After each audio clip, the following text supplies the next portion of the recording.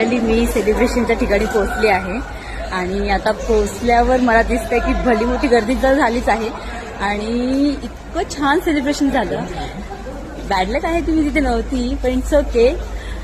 चला पाहूया, दाखवते मी तुम्हाला कसं सेलिब्रेशन चालू आहे ते.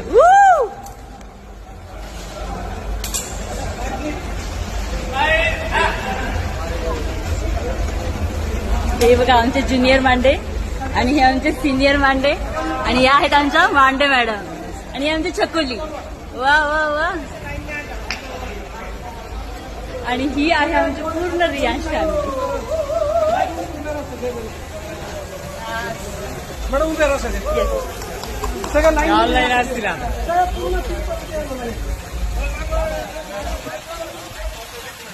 पुढे जाणार